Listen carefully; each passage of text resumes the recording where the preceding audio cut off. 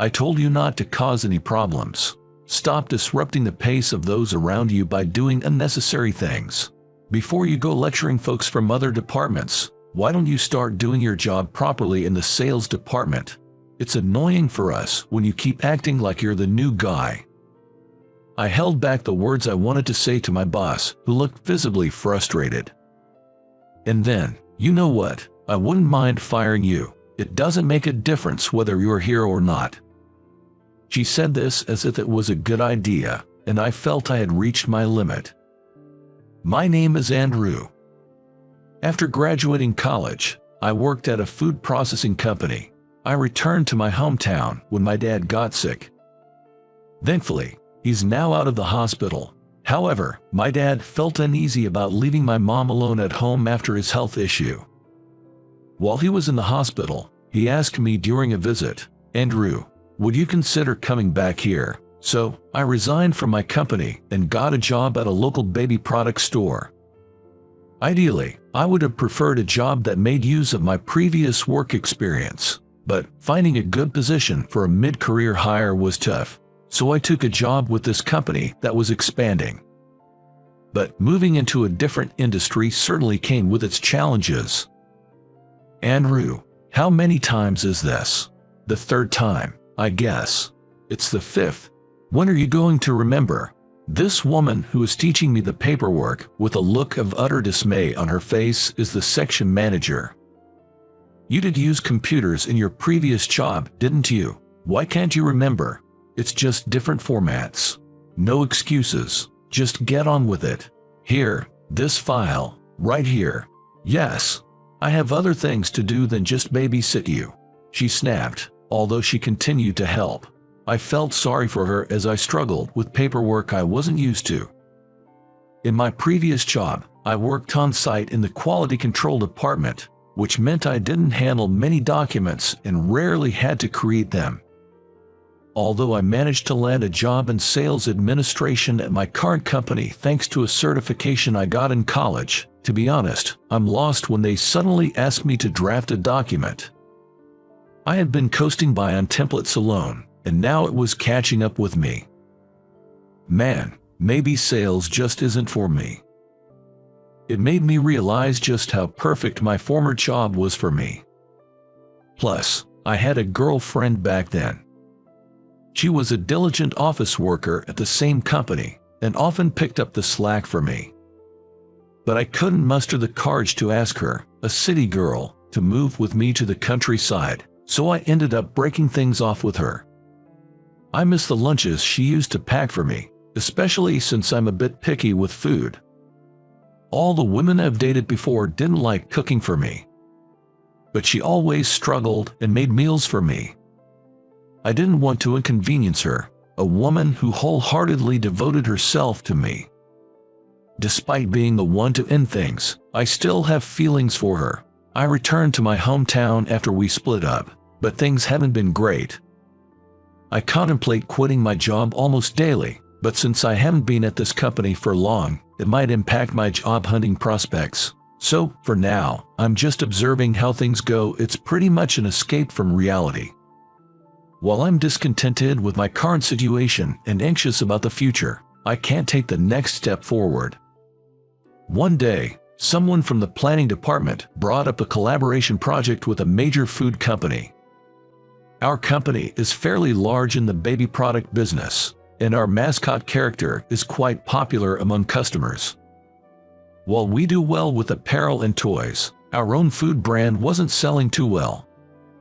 They wanted to put more focus on the food division, and this idea came up to stimulate interest and generate buzz. From the looks of my colleagues, it seems the other company wasn't too enthusiastic about the collaboration. After many meetings, we finally found a company willing to partner with us, and a meeting was scheduled at our office with their sales representative and our manager. This is a busy day, so don't cause any problems. No unnecessary questions either, my manager warned me in the morning.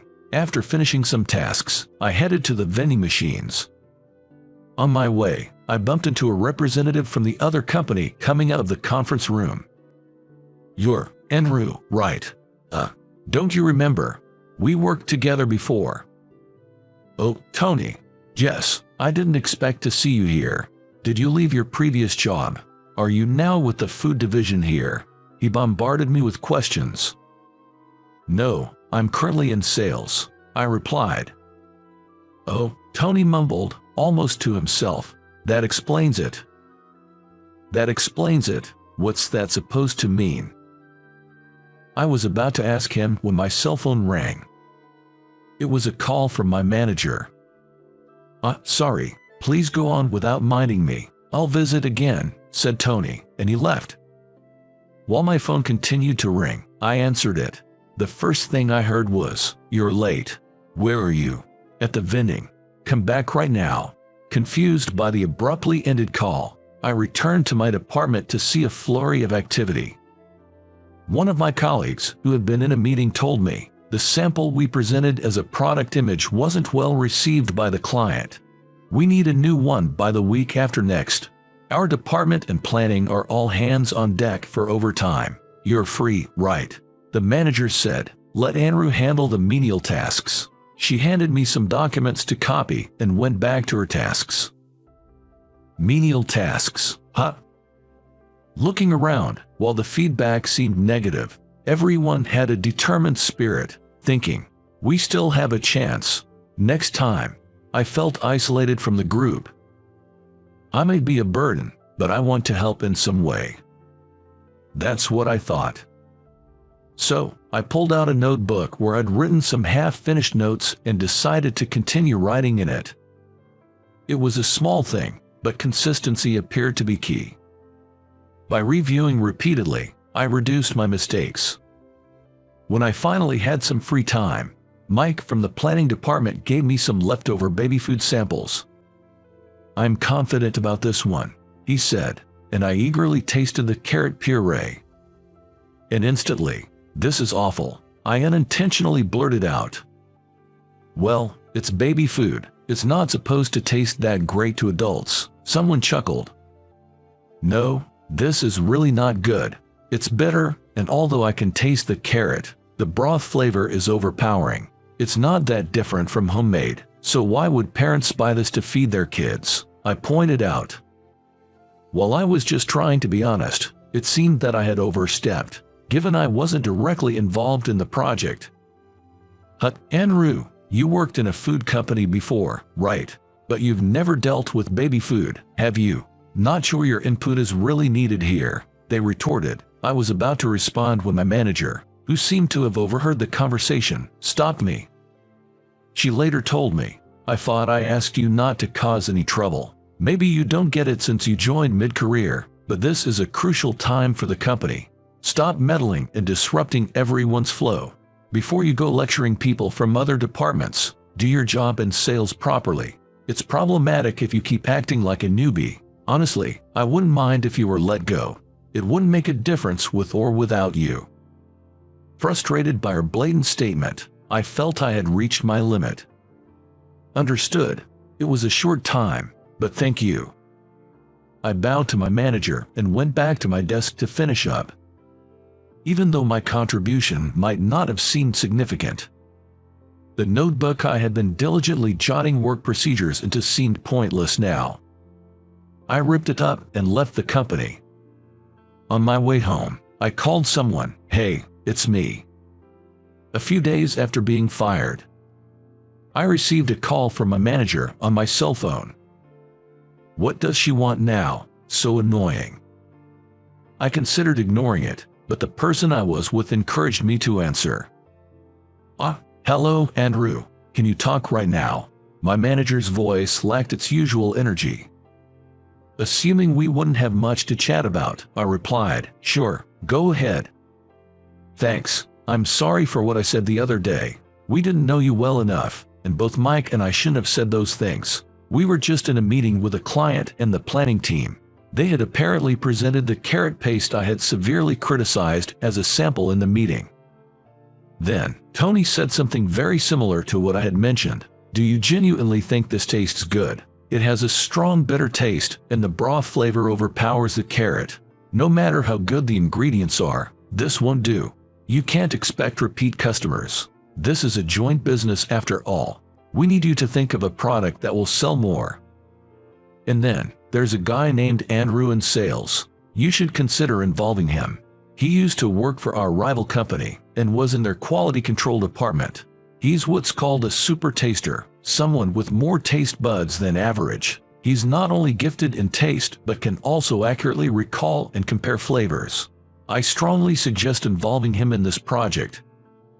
They decided to continue the meeting next time, with me in attendance. Apparently, it wasn't the right mood to say, Andrew was just fired a few days ago. Please come back. Without you, they won't agree to the main contract. You know our sales projection for this project, right? Food and merchandise combined, it's $5 million. The CEO even said, if this project fails, we'll withdraw from baby food production. So please, my manager pleaded. Ignoring her pleas, I told him, that's so. It's none of my business anymore since I've been fired. I wanted to thank you, manager, for giving me the chance to step away from such a narrow-minded workplace where we couldn't even exchange opinions between departments. Thanks to you, I've come to terms with my feelings. Good luck with the project. I hung up while she was still talking on the other end. Is everything okay now? Megan asked, while driving. The day I was fired, on an impulse, I called my ex-girlfriend, Megan. I had reached my limit. I just want to hear her voice. In that moment, the word patience did not exist in my vocabulary. Andrew, hearing Megan's voice for the first time in months, I felt deflated. Megan, I'm going to ask you something really selfish. Please, let's get back together. After a long silence, she responded, if you let me slap you twice, counting the one from when we broke up, then sure. Thanks to that, my face was swollen today. Looking at my reflection in the car mirror, I asked, do you think it's okay to greet people with this face, just as the car stopped at a red light? Considering it's our old place, you look so handsome that they might even feel sympathetic. It's just perfect. Megan, pouting like a child. She has always been my savior, forgiving me no matter how much I hurt her. Apparently, Andrew got fired. Megan had told my previous company. The HR manager contacted me right away, asking, would you like to come back? My replacement hadn't been decided yet, and the remaining team was struggling. Torn between decisions, my mother said, it's nice to know your dad and you're happy, but it's important to do what you love. I hope you do what you won't regret. With her words, I decided to rejoin. Still, I feel uneasy about living away from my parents, so I think I'll consult with them when buying a house. I need to earn a lot for that. Welcome back, isn't it too soon? My colleague Ken joked. But I, donning my pristine work uniform, felt it fit perfectly and replied, no, I think I realized it too late. That previous project did end up getting canceled, and the company withdrew from baby food production. Meanwhile, my company ventured into baby food production. I attended the product development meetings as a representative of the quality control department. The environment in which opinions can be exchanged regardless of faction is a meaningful one, and the products that have been launched have been well received by consumers and are selling well, and there is already talk of increasing the variety of flavors and forms to suit different uses, such as travel-sized products. Watching children enjoy the food, I feel fulfilled. There are many foods I don't like, but I want everyone to taste something even I find delicious. Just realizing this made those few months' experiences invaluable to me.